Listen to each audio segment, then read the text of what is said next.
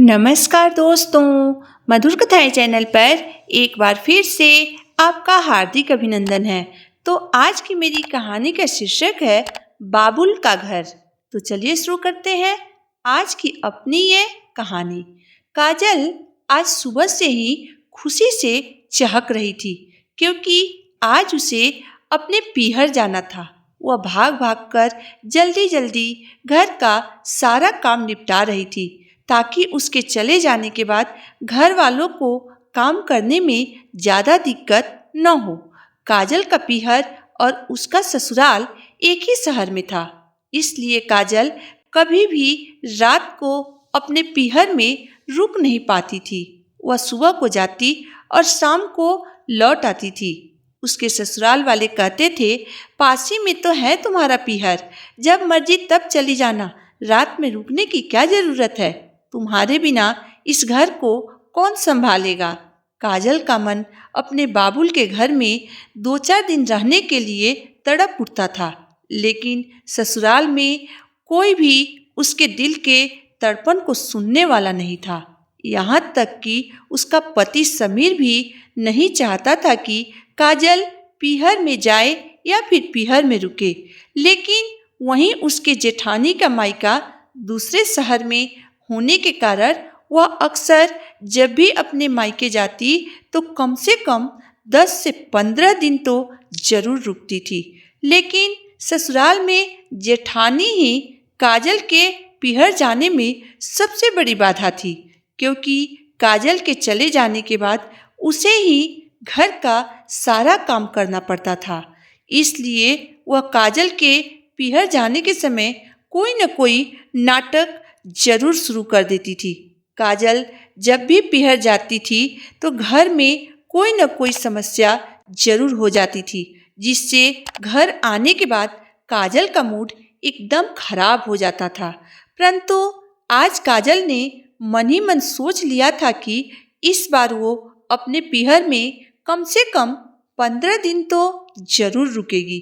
काजल की शादी को 2 साल हो चुके थे। इस 2 साल में वह अपने मम्मी पापा तथा भैया भाभी के साथ 2 दिन रहने के लिए भी तरस गई थी। आज सुबह भी जब वो अपने जाने की तैयारी कर रही थी तो उसकी जेठानी ने उसके पास आकर कहा, काजल तुम अपने पीहर से कब तक लौटोगी। काजल ने जेठानी की तरफ देखते हुए कहा, दीदी इस बार कम से कम 15 दिन रुकने की सोच रही हूँ। काजल की बात सुनकर जेठानी ने कहा, क्या कहा तुमने, 15 दिन रुकोगी, यह कुछ ज़्यादा नहीं हो गया। अभी बच्चों का परीक्षा शुरू होने वाला है और तुम 15 दिन पीहर में रुकने की बात कर रही हो। यहाँ मैं घर का सारा काम अकेले कैसे करूँगी, और हाँ मैं घर का सारा काम करूँगी या फिर बच्चों की तैयारी करवाऊँगी। देखो इस बार 2-4 दिन रह कर चली आओ, फिर कभी जाकर रुक जाना 15 दिन। जेठानी की बात सुनकर काजल उदास हो गई। उसका चेहरा उतर गया, लेकिन वो कर भी क्या सकती थी। उसका पति भी तो उसका साथ नहीं देता था, जिससे वो घर में सबको कह सके कि नहीं मैं इतनी जल्दी नहीं आऊँगी। वह मन ही मन सोचने लगी कि वह औरत कितनी भाग्यशाली होती है जिसका पति उसके हर फैसले में उसका साथ देता है। यहाँ तो उसका पति उल्टा उसी में गलती निकालता था। काजल जेठानी के बातों को सुनकर आज चुप रहने में ही अपनी भलाई समझी। वह खुशी खुशी अपने पीहर आ गई। यहाँ उसे देखकर उसके मम्मी पापा, भैया भाभी तथा छोटी बहन और भतीजी बहुत खुश हुए। उसकी भतीजी उसके गोद में बैठते हुए पूछी, इस बार ज़्यादा दिन रुकोगी न बुआ। काजल ने उसके गालों को चूमते हुए कहा, हाँ मेरी प्यारी गुड़िया, इस बार मैं 15 दिन तक रुकूंगी। यह सुनकर उसकी भतीजी खुशी से नाचने लगी, परंतु काजल मन ही मन मायूस हो उठी, क्योंकि उसे तो केवल 4-5 दिन ही रुकने की परमिशन मिली थी। खैर उसे जितने दिन मिले हैं उतने दिन आराम से बिताने का सोचकर हर बात को अपने मन से निकालकर फेंक दिया। पीहर मतलब मस्ती, सुकून और आज़ादी ही होती है हर लड़की के लिए। 3-4 दिन तो बहन और भतीजी के साथ घूमने और बात करने तथा भाभी के हाथों का पकवान खाने में बीत गए। रात को वह खाना खाने के बाद अपने पापा और भैया से देर रात तक बातें करती रहती थी। जब भी उसके पति समीर का फोन आता तो फोन नहीं उठा पाने के कारण वह उस पे गुस्साते हुए कहता, तुम पीहर में जाकर सब कुछ भूल जाती हो। खैर, समय पंख लगाकर उड़ गया। ऐसे भी एक लड़की को पीहर में समय का पता कहाँ चलता है।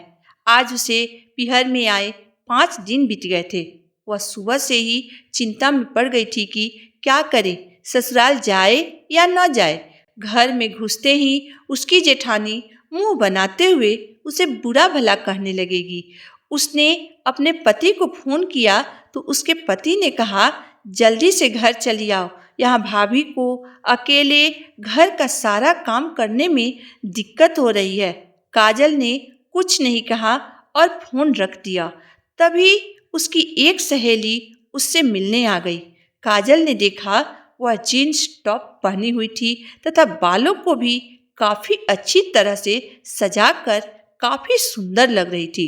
उसने काजल को देखते ही कहा, क्या काजल, तुम तो ससुराल जाकर बिल्कुल बहन जी बन गई। तुम अपने आप पर ध्यान नहीं देती हो क्या? काजल ने मुस्कुराकर उसे देखते हुए कहा, तुम अपने ससुराल में ऐसे कैसे रह लेती हो? तुम्हें कोई कुछ कहता नहीं है? उसने हंसकर कहा, काजल, ये मेरी जिंदगी है, मैं इसे जैसे जीना चाहूँ वैसे जी सकती हूँ। कोई दूसरा इसमें दखल अंदाजी नहीं कर सकता है। काजल अपनी सहेली की बात सुनकर अवाक हो गई। दोनों सहेलियां बैठकर घंटों इधर उधर की बातें करती रहीं। जब शाम को काजल का पति समीर उसे लेने आया तो काजल जाना नहीं चाहती थी। समीर ने कहा, काजल, अगर आज तुम मेरे साथ घर नहीं चलोगी तो फिर मैं तुम्हें कभी लेने नहीं आऊँगा। तुम्हें अकेले ही आना पड़ेगा। समीर की बात सुनकर काजल के मम्मी पापा ने कहा, जा बेटी, दामाद जी के साथ अपने घर चली जा, वरना वह खामोखा गुस्सा करेंगे। काजल चुपचाप समीर के साथ अपने ससुराल चली आई। परंतु आज काजल ने मन ही मन एक बहुत कड़ा फैसला ले लिया था, अपनी जिंदगी अपने तरीके से जीने का। वह ससुराल पहुंचने के बाद किसी से कोई बात नहीं की और चुपचाप अपने कमरे में चली गई। अगली सुबह काजल अपने आप को भली भांति तैयार कर घर से बाहर निकल गई। किसी से कुछ नहीं बताया कि वह कहाँ जा रही है। काजल के इस बदले हुए रूप को देखकर सभी लोग बहुत आश्चर्यचकित थे। शाम को जब काजल वापस लौटी तो वह फिर अपने कमरे में चली गई, बिना किसी से कुछ बोले। रात में जब समीर उसे खाना खाने के लिए जगाने गया तो वह बोली, मैं बाहर से खाना खा कर आई हूँ, तुम्हें मेरी चिंता करने की जरूरत नहीं है। दूसरे दिन भी काजल ने ऐसा ही किया। वह सुबह सुबह उठकर जल्दी से तैयार होकर जब बाहर निकलने लगी तो पीछे से उसकी जेठानी ने कहा, बच्चों को स्कूल जाना है, जल्दी से उनका नाश्ता तैयार कर दो, फिर कहीं जाना। यह सुनकर काजल ने पलटकर अपनी जेठानी से कहा, मैं इस घर की नौकर नहीं हूँ जो जीवन भर आपके बच्चों के लिए नाश्ता बनाती रहूं। यह कहकर काजल घर से बाहर निकल गई। दरअसल काजल एक कोचिंग सेंटर ज्वाइन कर ली थी। वह अपने जीवन में आगे बढ़ना चाहती थी, अपने पैरों पर खड़ा होना चाहती थी, वो भी बिना किसी सहारे का। जब यह बात काजल के पति समीर को पता चली तो वह काजल का साथ देने का वादा किया। वह काजल को गले से लगाते हुए बोला, काजल, मुझे माफ़ कर दो, आज तक मैं तुम्हारा साथ नहीं दे पाया, परंतु आज के बाद तुम्हारे हर फैसले में मैं तुम्हारे साथ खड़ा रहूँगा, ये मेरा वादा है तुमसे। पति की बात सुनकर काजल मुस्कुराकर पति के गले लग गई। तो दोस्तों, आज की मेरी कहानी यहीं तक थी। दोस्तों, कहते हैं किसी भी आदमी को या औरत को उतना ही झुकाओ जितना वो झुकने लायक हो, वरना जब वह टूट जाते हैं तो वह विद्रोह करने के लिए मजबूर हो जाते हैं। आशा करती हूँ आपको मेरी कहानी पसंद आएगी। अगर आपको मेरी कहानी अंत तक पढ़ने और सुनने के बाद पसंद आई हो तो मेरे वीडियो को लाइक कर दीजिएगा, चैनल को सब्सक्राइब कर दीजिएगा। तो फिर मिलते हैं एक नई वीडियो, एक नई कहानी के साथ। तब तक के लिए धन्यवाद।